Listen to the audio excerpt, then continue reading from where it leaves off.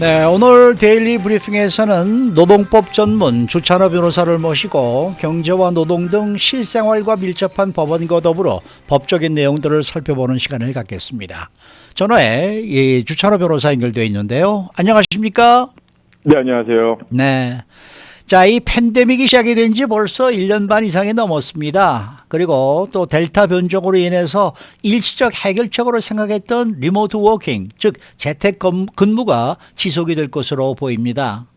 이 오늘날 재택근무는 수많은 관점에서 직장과 재택의 경계를 모호하게 만들고 또 직원의 약물 정책 또한 점점 이슈화가 되고 있습니다.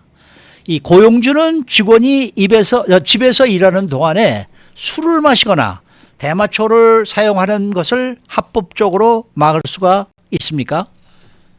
네, 재택근무 기간이 생각보다 길어지고 회사들이 아예 재택근무로 바꾸어가는 상황입니다. 네. 같은 주어진 업무를 보는 것은 사실입니다만은 작업장이 집이다 보니까 상당히 편한 상태로 업무를 하게 되고요. 많은 분들이 공감하실 겁니다. 상의하고 셔츠하고 타이만 입고 반바지 입고 줌 통화를 한다거나 아니면 퇴근 후에 하던 이런 통상적인 개인 활동들을 네. 재택근무하면서 업무 시간에도 할 수 있게끔 좀 가능해진 게 사실입니다. 네네. 뭐 예를 들어서 음식을 만들거나 게임을 하거나 TV를 보거나 다 어느 정도까지는 재택근무 시 가능한 액티비티고요. 이제 문제는 리저 활동들이 되겠습니다. 근무 시에 재택근무하면서 맥주를 마신다거나 아니면은 대마초를 흡연한다거나 등등이 되겠는데요. 네. 회사 내에서는 명백하게 있을 수 없는 그러한 징계 조치감의 액티비티가 되겠죠.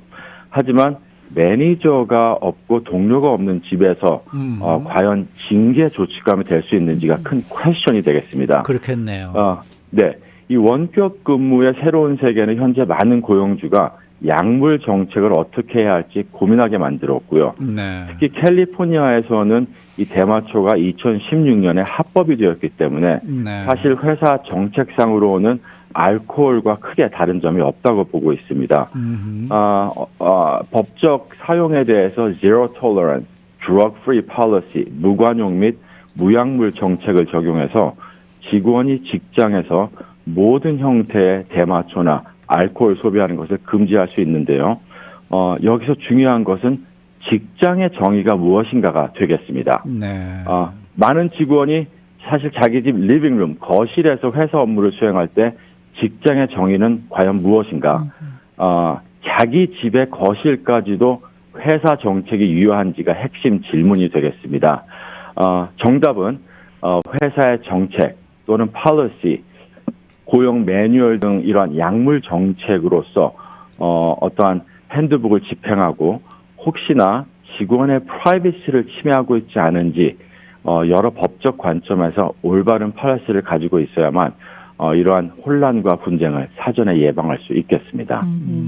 그러면은 혹시 직원의 대마초나 알코올 사용을 규제하려고 하는 고용주께서는 어떻게 접근을 하는 것이 좋을까요?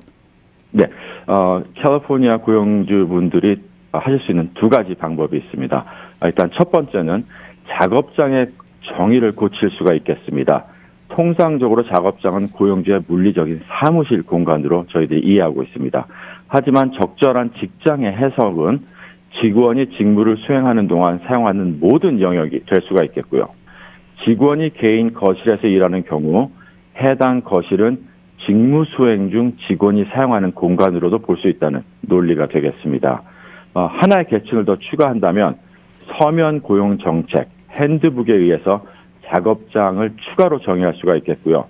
이 정의는 이론적으로 알코올이나 대마초 사용에 관한 원격 사무실이 작업장으로 간주된다는 통지를 받는 방식으로 직원의 핸드북을 작성할 수가 있겠습니다. 이러한 유형의 사전 경고는 놀라움을 없앨 수 있겠고요. 원격 사무실의 개인정보 보호에 대한 합리적인 기대치를 설정할 수가 있겠습니다. 직장의 정의에 재택근무지를 포함시키는 정책은 상당한 주의사항도 요구합니다. 일단은 이 정책이 고용주가 직원의 원격 사무실에서 알코올 또는 대마초 사용을 금지하는 것을 무조건 금지할 수는 없습니다. 예를 들자면 업무 시간 외에는 통제가 불가능하고요. 또 한 가지는 이러한 방식으로 직원의 사적인 공간을 규제하려는 고용주는 많은 직원 개인의 프라이버시 문제에 직면할 가능성이 높다고 볼 수 있겠습니다. 지금 말씀드리고 싶은 두 번째 방법이 훨씬 더 지혜로운 방법인데요. 시간별로 알코올이나 대마초 사용을 규제하는 정책이 되겠습니다.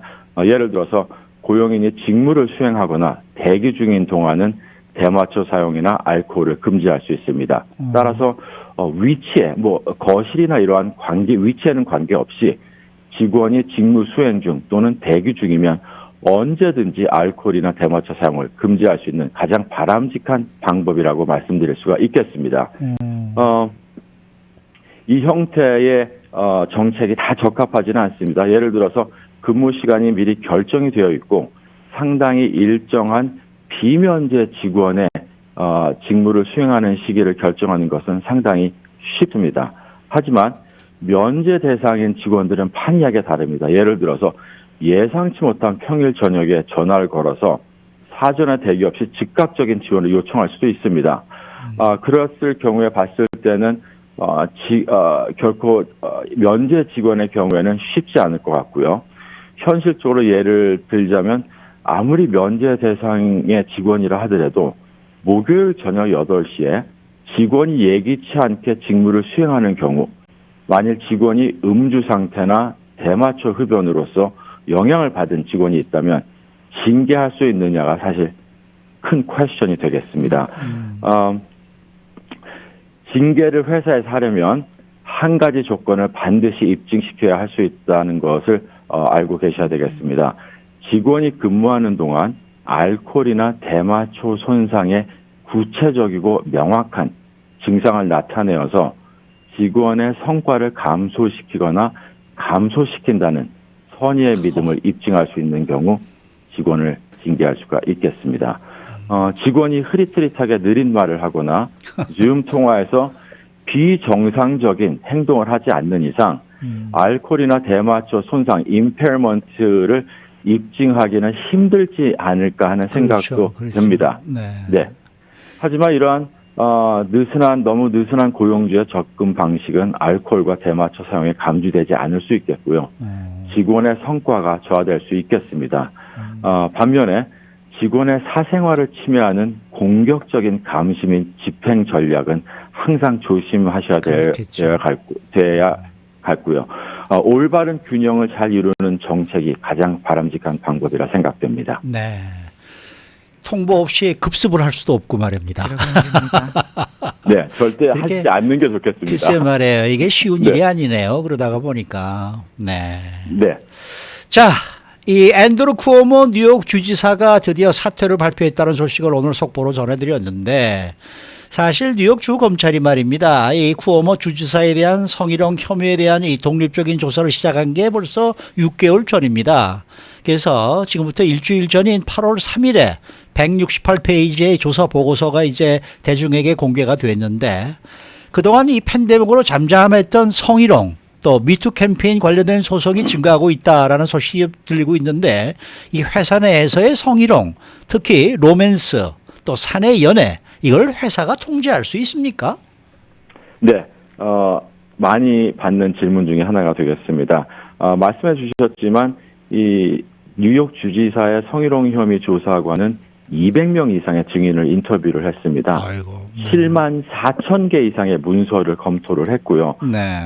또한 주지사의 대응을 포함해서 증거를 철저히 분석한 후 성적으로 적대적이고 전반적으로 유해한 작업 환경을 조성했다는 11명의 여성의 주장을 입증했습니다. 네. 이러한 괴롭힘, 대가 지급, 적대적인 작업 환경 및 성희롱 등등은 고용주에게 항상 우려사항이 될 수 있고요. 또 우려사항이 되어야 되겠습니다. 그렇다면 회사는 사내 연애나 로맨스의 어떤 정책을 반드시 가지고 있어야 하는지 한번 생각해 봐야 될 것 같고요. 많은 성희롱과 성차별 케이스들이 직장 로맨스와 이성 관계에서 일어나는 것이 사실입니다. 직원이 사무실 밖에서 다른 사람과 데이트를 하는 것은 분명히 직원과 그의 중요한 다른 사람과의 사이입니다. 네. 하지만 그 중요한 다른 사람이 직장 동료라면 상황이 조금 복잡해질 수 있습니다.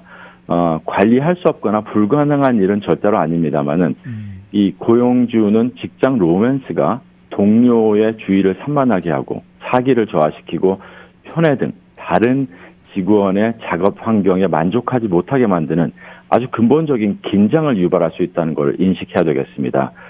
고용주는 직원이 편안하고 행복하며 생산적이길 원하기 때문에 직장 로맨스는 당연히 고용주의 관심사라고 볼 수 있겠고요. 직장 로맨스의 관계를 단속하는 것보다는 정책을 선택하는 것이 바람직하다고 생각됩니다. 네.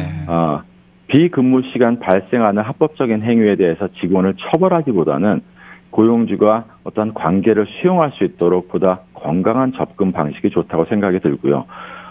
많은 직원들이 사실 이러한 관계를 숨기거나 거짓말할 때도 상당히 있습니다. 그럴 경우에는 직원의 사기에 또한 부정적인 영향을 미칠 수가 있기 때문에 어떤 직원을 안내하고 도움이 되는 정책을 마련해야 되겠습니다. 일단은 처음부터 직장에서 허용되는 것과 허용되지 않는 것을 알려줘야 되겠고요. 이러한 정책은 항상 긍정적인 직장 문화를 보장하기 위해 첫 번째, 직원의 개인정보 보호 권리를 존중하는 것과 직장 내 행동을 규제하는 것, 그 두 가지 사이에서 올바른 균형을 유지해야 되겠습니다. 단도직입적으로 여쭤볼게요. 사내 연애 법적으로 회사가 안 된다라고 정할 수 있습니까? 안 된다고 정하는 것이 그렇게 바람직하지는 않습니다만은 그렇게 정할 수 있는 관계들은 있습니다. 그런 관계의 예를 들자면 어떠한 매니저와 부하 관리 직원의 관계라든지 아니면 계약자나 공급업체의 관계 등등은 관계 제한이나 억제가 가능합니다. 그 이유는 상사와 부하의 관계는 부하로부터 심각한 어떠한 성희롱이나 대가성 혐의로 이어질 수가 있겠고요.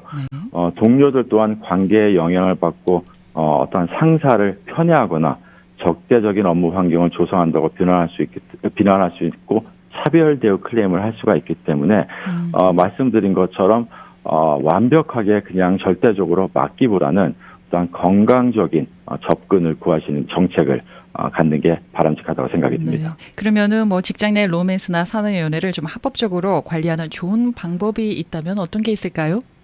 네, 일단은 몇 가지의 로맨틱한 관계 정책을 구현할 수가 있겠습니다. 네. 저희들이 어떠한 괴롭힘 방지나 차별 방지도 있겠지만 이러한 로맨틱 정책의 구현이 예를 들자면 이제 일정한 기간이 지속되는 경우 경영진에게 알리도록 요구할 수가 있겠고요. 직장 로맨스가 근무 환경에 부정적인 영향을 끼친다고 느끼는 경우에는 직원이 우려사항을 경영진이나 인사부에게 알리도록 권장하는 정책 또한 만들 수가 있겠습니다. 또 한 가지는 이제 연애 계약, 러브 컨트랙트가 있을 수가 있겠는데요. 고용인이 고용주에 대한 청구 또는 상해가 없다는 진술을 실행하도록 요구할 수가 있겠고요.